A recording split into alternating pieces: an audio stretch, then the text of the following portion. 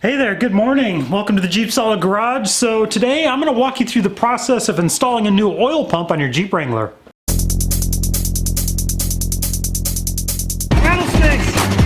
Don't drop it. Stop! Actually, I had this from.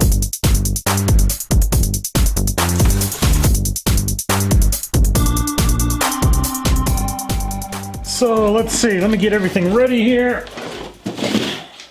Now here we have our old oil pump off of my Project 92 YJ I'm working on here, rebuilding that engine. But I'm going to take you through the process of replacing the oil pump on your running vehicle with a vehicle without the engine taken out of it. And I'm going to use my daily driver, my 94 Wrangler, for that. And here is our new oil pump. I got this as part of a kit from Engine Tech. I'll be sure to link this in the description below. They gave this to me free of charge for this rebuild to do a demonstration and product review on.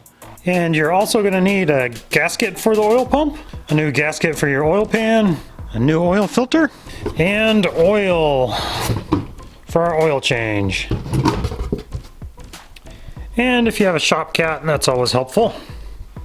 Now, one of the very first things I'm going to do is disconnect the battery because we are going to end up removing the distributor and we don't want to accidentally turn over the engine or anything, which could be dangerous on its own, but really mess up your timing. So, okay, now the very first thing we're going to do is drain our engine oil.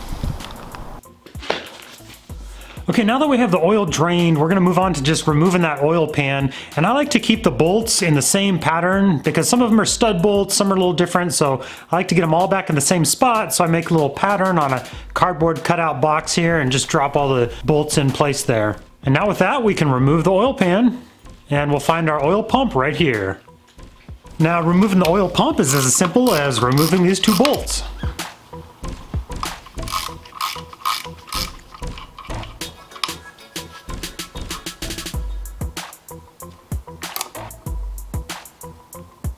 Now when you drop your oil pump down, you're going to note the position of the drive gear here because when we install our new one, we're going to want to get this in the exact same position so it'll slide up in there easily.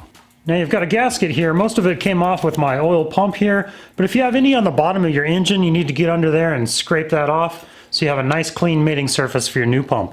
And when you're under there cleaning up that gasket surface, you may as well clean up the gasket surface where your new oil pan is going to go as well. Now we are going to be using the same oil pickup, so we got to remove that off of our old pump here.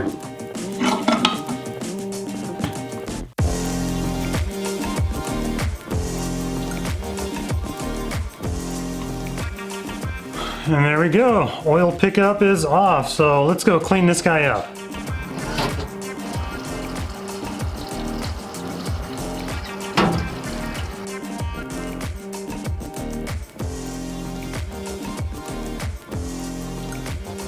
Alright, there we go, much better. Okay, now this, we got our new pump here, and we gotta press this new, not new, old. We gotta press our old pickup into the new pump here,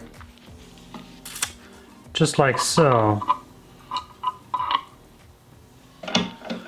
Now you guys can correct me if I'm wrong, but because there's no mention of this in any of the repair manuals or anything, but something I'm going to do, something I know, right here where our pickup tube is going to attach to our new pump, we have to have an airtight seal right there. If you have any leak there, you're going to be sucking air, your pump's not going to prime right, and you're going to have issues.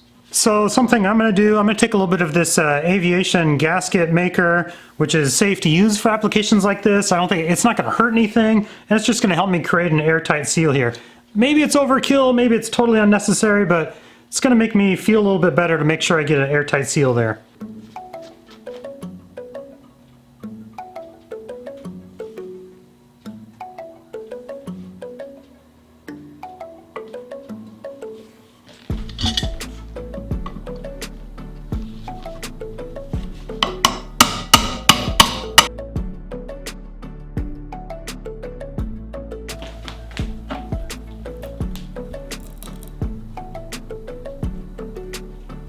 And during this process I had some little wood shims on the sides here to protect my pump, and one on the bottom here as well, so that when I was beating on it I wasn't, marking up my pump. Don't want to damage it, right? but that ought to do the trick. Okay, now I'm going to use my project engine here as an example for the installation. Now because we have a nice clean surface there, we can go ahead and put our gasket on there and put our new oil pump in place.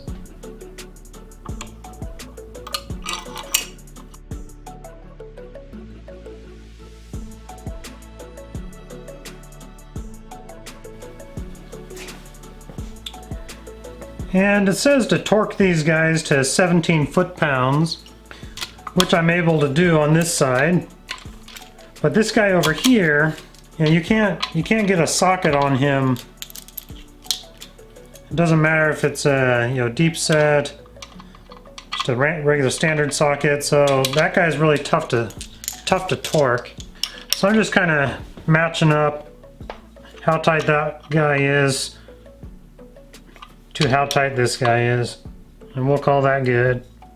All right, we're all set. So now we can go ahead and put our oil pan gasket back on once we have the mating surface for it all clean. Throw our oil pan back on. Then we've got to talk about priming of the pump. Now there's a few different schools of thought on this. You look in the Chilton manual or Haynes manual, they actually don't mention anything about priming them at all. Basically, replace the pump, fill it with oil, start it up, and that's enough to get oil run through the system quick. But particularly on a rebuild like this, on a rebuild engine, I want to make sure that I prime the pump and prime the whole oil system, get the oil gallery, all that filled up with oil. And the instructions that came with the new pump indicate you should prime it, so that's what we're going to do. There's a few different schools of thought of it's not really necessary, all the way to, yeah, you're going to damage your engine if you don't prime it. If you're simply replacing the oil pump, you're not doing an engine rebuild, then I could see how you don't really need to prime it. You have oil in your system already, you just drained it, replace the pump, put a new one in. It's going to shoot oil back up there real quick. It's probably okay. Some people say that you'll still get bad wear for, a real short period, so it's a good idea to go ahead and prime it. I don't know, I guess you guys can be your own judge. So I'm going to show you how you can prime it. There's a few different methods. One is you can open up the pump and pack it with petroleum jelly, and that just helps create a nice vacuum to pull oil in quickly, and that petroleum jelly will melt and dissolve into the oil real quick. So that's one method, but we are going to prime it by turning the oil pump with a drill. So at this point we have the new pump installed, our oil pan back in place, our new filter installed, and we filled it up with oil. So now let's pull the coil wire here. And all the rest of the wires we're going to leave on the distributor cap because we don't want to mix up the order of anything.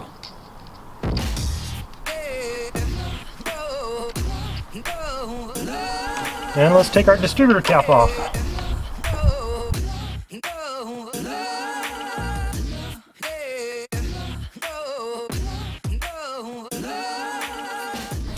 And we're going to unplug the wiring to our distributor, which plugs in right back here.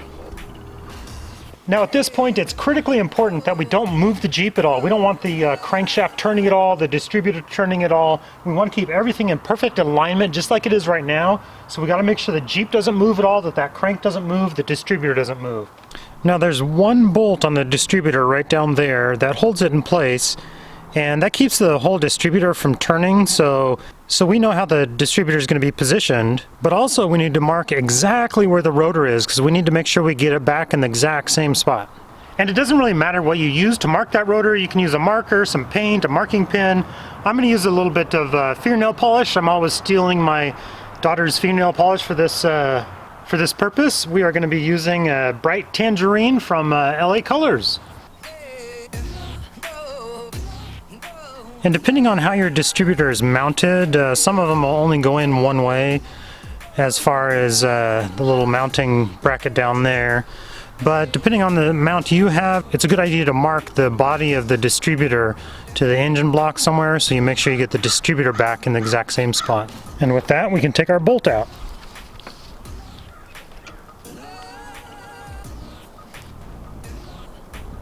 And you can see with this style, this is what I was referring to, this distributor will only sit in there one way because it has that little fork on it where the bolt goes.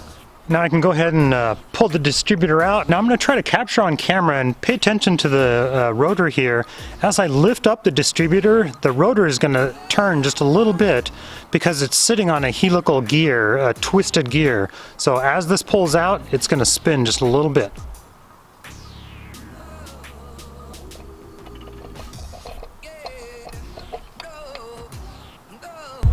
There we go. Now to make it easy on myself, I'm going to be real careful not to turn this at all because this little flat slot, this is what drives our oil pump.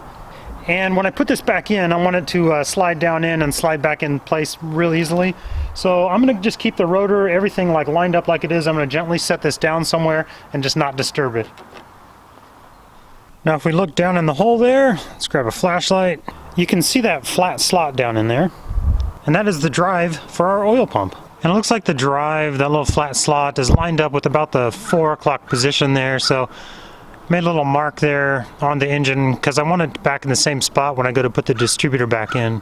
Now I've got a nice long extension we're going to use to drive that gear.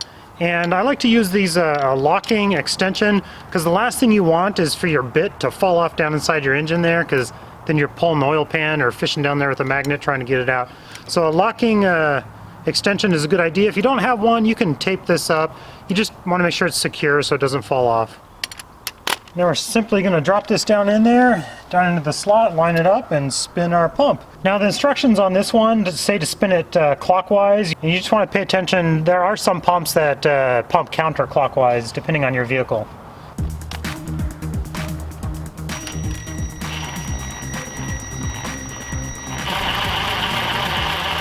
And we're going to spin this for just about a minute. That's all it should take to get oil through all the parts of the engine, through all the oil galleries. And when you first start spinning it, you're not going to feel much resistance, but then when it starts pulling that oil, you'll really feel the resistance of it pick up. So I'm just going to line things back up. Let me turn this until I get it back to that 4 o'clock position. That looks about right. And we can gently drop our distributor back in place.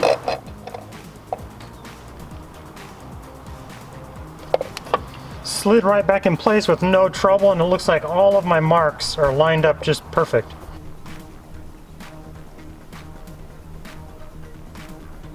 The final test will be, does it start up and run smoothly? So let's finish hooking everything back up and give that a try.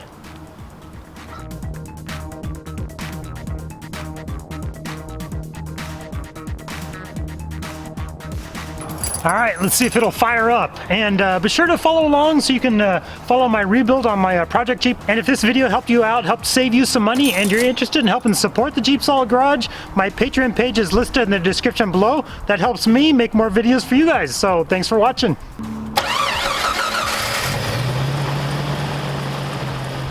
You know what would have been really funny?